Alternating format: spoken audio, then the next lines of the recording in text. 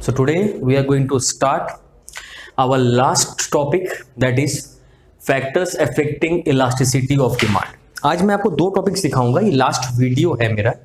Factors affecting elasticity of demand क्या होता है, ऐसे कौन कौन से फैक्टर्स होते हैं जिसपे इलास्टिसिटी डिपेंड करती है। अब इलास्टिसिटी के दो इंपॉर्टेंट वर्ड थे, एक है इलास्टिक और एक है इनइलास्टिक। देखो, इलास्टिक वर्ड का मतलब क्या होता है, जब किसी भी फैक्टर में चेंज आने से, weather it's a price, income और प्राइस ऑफ रिलेटेड गुड्स, किसी भी फैक्टर में चेंज आने से जब डिमांड में बहुत बड़ा चेंज आता है, means the percentage change in demand is more than the percentage change in any of the determinants, the demand is said to be elastic. Demand को क्या कहते हैं हम लोग, इलास्टिक कहते हैं। लेकिन जब प्राइस में चेंज ज़्यादा आता है और प्राइस या कोई भी फैक्टर्स में चेंज ज़्यादा आता है और डिमांड में चेंज कम आता है, उसे हम लोग इनइलास्टिक वर्ड से भी पहचानते हैं। अब ऐसे कौन कौन से फैक्टर्स हैं जिसको हम लोग इलास्टिक और इनइलास्टिक की कैटेगरीज में बांटेंगे। सपोज करो, फर्स्ट पॉइंट है अवेलेबिलिटी ऑफ सब्स्टिट्यूट। देखो, कुछ ऐसे सामान होते हैं जिनका सब्स्टिट्यूट अवेलेबल होता है और कुछ ऐसे होते हैं जिनका सब्स्टिट्यूट अवेलेबल नहीं होता है। फॉर एग्जाम्पल देखो, जैसे टी एंड कॉफी, आप लोग खुद जानते हैं कि tea and coffee are the substitute goods of each other, और बहुत ही क्लोज सब्स्टिट्यूट बोला जाता है। क्या बोला जाता है, बहुत ही क्लोज। क्लोज सब्स्टिट्यूट का मतलब क्या है कि अगर एक का प्राइस बदलता है तो दूसरे के डिमांड में बहुत बड़ा चेंज आएगा। कई बार मैंने आपको कहा, एग्जाम्पल दिया है कॉफ़ी और टी का। तो अगर आप देखोगे, कॉफ़ी की प्राइस अगर बढ़ती है तो कॉफ़ी की डिमांड फॉल करेगी और अल्टीमेटली टी का डिमांड क्या हो जाएगा, बढ़ जाएगा। तो इसका मतलब क्या है कि जब दो गुड्स आपस में बहुत ही क्लोजली सब्स्टिट्यूट होते हैं, जब दो गुड्स आपस में बहुत ही क्लोजली एक साथ जुड़े हुए रहते हैं और कभी भी एक दूसरे की जगह पे यूज होने वाले होते हैं और एक दूसरे के क्लोज सब्स्टिट्यूट होते हैं, तो बात को बड़े ध्यान से सुनना, उनका जो डिमांड होता है बहुत इलास्टिक होता है। क्यों डिमांड इलास्टिक होता है, क्योंकि इसमें अगर थोड़ा सा भी प्राइस फॉल करेगा तो इसके डिमांड में बहुत बड़ा चेंज आने वाला है। जैसे देखो, आप पेप्सी और कोका कोला का नाम ले लो। अगर पेप्सी कोका कोला में अगर जाते हैं तो पेप्सी का दाम अगर थोड़ा सा भी फॉल कर जाए तो पेप्सी का डिमांड बहुत ज़्यादा बढ़ जाएगा और कोक का डिमांड क्या हो जाएगा, बहुत ज़्यादा कम हो जाएगा। अल्टीमेटली कहने का मतलब क्या है, दो गुड्स जो आपस में बहुत ही क्लोज सब्स्टिट्यूट होते हैं, एक का प्राइस में थोड़ा सा भी चेंज आएगा तो उसके डिमांड में बहुत बड़ा चेंज आता है, इसीलिए उसे कहा जाता है मोर इलास्टिक। तो means goods which have close substitutes generally regarded as considered as more elastic. लेकिन ऐसे भी गुड्स होते हैं जिनका कोई सब्स्टिट्यूट अवेलेबल नहीं होता है या बहुत ही वीक सब्स्टिट्यूट है। जैसे सपोज करो, मेडिसिन ले लो। अब मेडिसिन तो ऐसा चीज़ है कि जिसको आपको कंज्यूम करना ही पड़ेगा, और क्या बात होती है कि उसके सब्स्टिट्यूट्स भी आपको नहीं मिलते हैं, तो उसके प्राइस में अगर बढ़ भी जाए या घट भी जाए तो डिमांड में बहुत बड़ा चेंज आने वाला नहीं है, क्योंकि आप उसको as per the prescribe by the doctor आप उतनी ही कंज्यूम करोगे। तो उसकी डिमांड जो होती है वो क्या होती है, इनइलास्टिक होती है। तो जिसका सब्स्टिट्यूट अवेलेबल नहीं होगा उसका डिमांड इनइलास्टिक होता है, क्योंकि उसके डिमांड में बहुत बड़ा चेंज नहीं आता है। अब है नेक्स्ट, नेचर ऑफ कमोडिटी। देखो, कमोडिटी की नेचर पे भी इलास्टिसिटी डिपेंड करता है। यहाँ पे दो तरह के इलास्टिसिटीज के बारे में फिर बात करते हैं। One is the inelastic, the other one is the elastic. देखो, गुड्स है किस नेचर का, नेसेसिटीज। देखो, नेसेसिटीज मतलब होता है वो गुड जो इंसान कंज्यूम करता है अपने आप को सर्वाइव या एग्जिस्ट कराने के लिए। जितने भी फूड प्रोडक्ट्स होते हैं जिसको हम कंज्यूम करते हैं अपने आप को जिंदा रखने के लिए, उसका जो डिमांड होता है वो हमेशा इनइलास्टिक होता है। क्यों सर इनइलास्टिक होता है, क्योंकि अगर नेसेसरी गुड्स के प्राइस में बहुत ज़्यादा चेंज आ भी जाए तो उसके डिमांड में बहुत बड़ा चेंज नहीं आता है। जनरली क्या होता है, लोग उसी क्वांटिटी को परचेज करते हैं अपने भूख को या अपने सर्वाइव के लिए, जितना भी उसका इनटेक है, एक लिमिटेशन उसको खरीदने का ट्राई करते हैं और अपने हंगर को मिटाते हैं। तो नेसेसिटीज गुड्स वो होता है जिसको आपको खरीदना पड़ेगा, whether it's a food crop, whether is a medicine, anything जो आपके लिए ज़रूरी है फॉर योर सर्वाइवल। नेक्स्ट आता है कंफर्ट और लग्जरीज। देखो, कंफर्ट का मतलब कैसे, सोफा का बात करो, टीवी का बात करो, एसी का बात करो, कार का बात करो, कुछ ये ऐसे गुड्स होते हैं जो आपके कंफर्ट या आपके लग्जरीज प्रोवाइड करते हैं। इनका प्राइस अगर राइज हो जाए, डिमांड बहुत फॉल करता है, क्योंकि लोग सोचते हैं चलो अभी नहीं खरीदेंगे, बाद में खरीदेंगे, अभी हमारे पास पैसा नहीं है। लेकिन जैसे इनका प्राइस थोड़ा सा भी घटता है तो इनका डिमांड बहुत जल्दी क्या हो जाता है, बढ़ भी जाता है। इसलिए इनको किस में रखा गया है, इलास्टिसिटी के कैटेगरी में, जहाँ पे इनको इलास्टिक कहा गया है, क्योंकि इनमें दोनों चीज़ होता है। जब प्राइस बहुत ज़्यादा रहता है तो डिमांड बहुत कम रहता है, और प्राइस थोड़ा सा भी फॉल करता है तो इनकी डिमांड्स क्या हो जाती है, बढ़ जाती है। थर्ड है, देखो आप प्रोपोर्शन ऑफ इनकम स्पेंड, आप अपने इनकम का कितना प्रोपोर्शन गुड्स पे खर्च करते हैं। सोचो, जिस गुड्स पे आप अपने इनकम का बहुत छोटा सा हिस्सा खर्च करते हैं उसकी डिमांड इन इलास्टिक होती। क्यों? सपोज करो मैच बॉक्स, सपोज करो सॉल्ट, ये सस्ती चीज़ें हैं। अगर सॉल्ट का दाम 10 रुपया है, सोचो सपोज करो आप एक पैकेट खरीदते थे, कल उसका दाम अगर 15 रुपया भी हो जाए तो आप अपने इनकम का बहुत छोटा सा हिस्सा उसके पीछे खर्चा करते हैं, तो उसका प्राइस अगर बढ़ भी जाए तो उसकी डिमांड में बहुत ज़्यादा असर पड़ने वाला नहीं है। इसका मतलब उसका डिमांड क्या होने वाला है? इनइलास्टिक होने वाला है। लेकिन एक इंसान जो अपने इनकम का लार्ज प्रोपोर्शन जहां खर्चा करता है, जैसे फर्नीचर पे बोलो, कपड़ों पे बोलो, तो इस तरफ अगर खर्चा करता है जहाँ पे हमारे इनकम का बहुत बड़ा प्रोपोर्शन खर्च होता है, तो जनरली वहाँ पे देखा गया है कि डिमांड क्या होता है? इलास्टिक होता है। मतलब क्या? अगर आप देखते हैं कोई चीज़ महंगी हो गई है और आपके इनकम का काफ़ी पोर्शन वो कंज्यूम करने वाली है, तो आप उसको पोस्टपोन कर देते हैं, सोचते हैं आज नहीं बाद में खरीदेंगे। जब उसका प्राइस थोड़ा सा फॉल कर जाता है तो आप खरीदना शुरू कर देते हैं। तो इसीलिए कहा जाता है कि जिसपे आप अपने इनकम का बहुत बड़ा पोर्शन खर्चा करते हैं वो इलास्टिक है। लास्ट आता है number of uses of commodity. देखो कुछ सामान ऐसी होती हैं जिनका ऑल्टरनेटिव या मल्टीपल यूजेस होता है, जिसमें सबसे एक बड़ा प्रोमिनेंट एग्जांपल इलेक्ट्रिसिटी ले सकते हैं, मिल्क ले सकते हैं।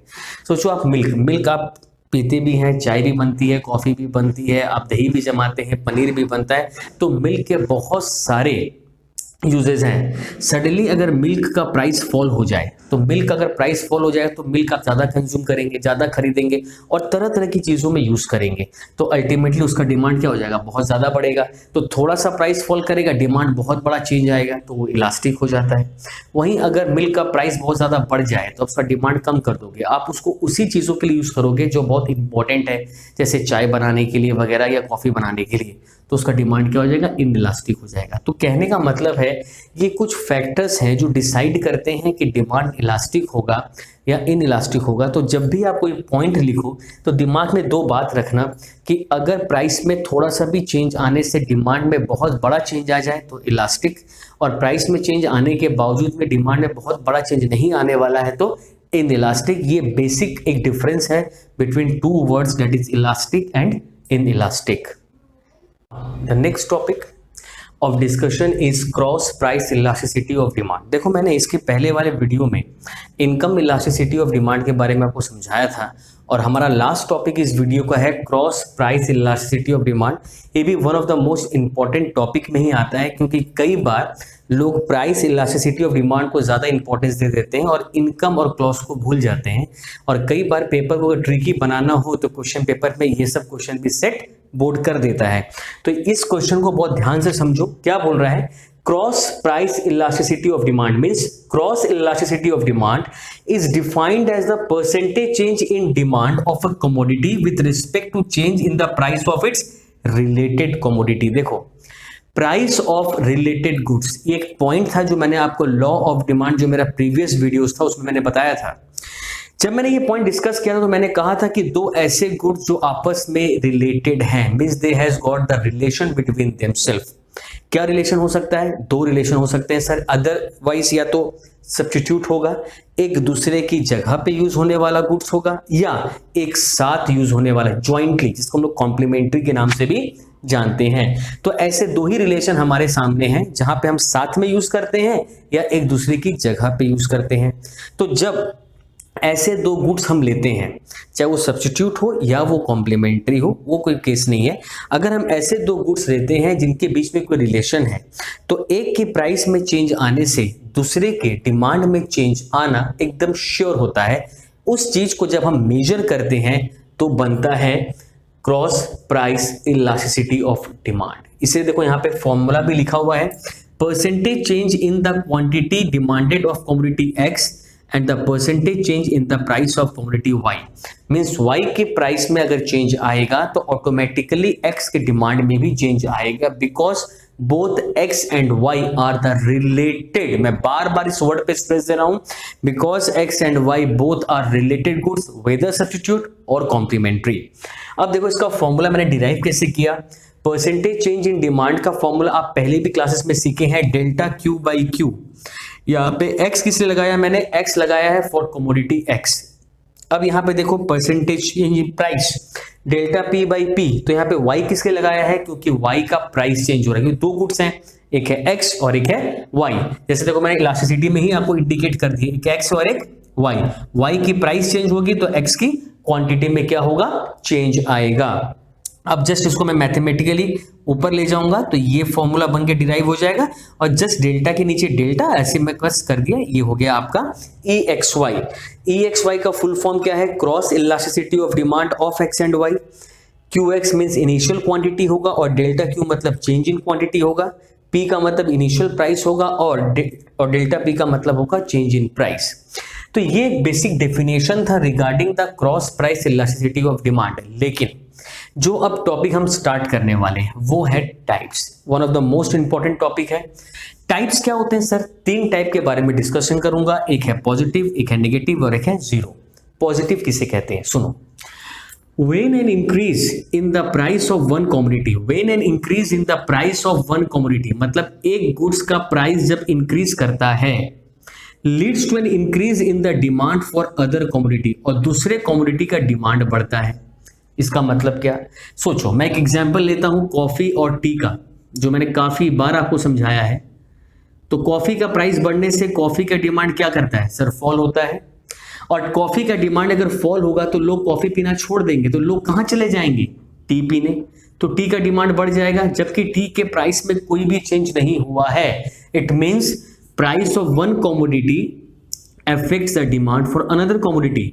अब क्योंकि यहां पे प्राइस भी ऊपर की तरफ जा रहा है और डिमांड भी ऊपर की तरफ, इसका मतलब है price of coffee and demand for T has got the positive relation because both price and quantity moving in the same direction. अगर इसको उल्टा करके भी देखोगे तो आप क्या देखोगे, प्राइस अगर घटता है तो कॉफी का डिमांड क्या होता है, बढ़ता है। प्राइस कांस्टेंट रहेगा, टी का डिमांड क्या कर जाएगा, फॉल। फिर देखो आप वही चीज हो रहा है।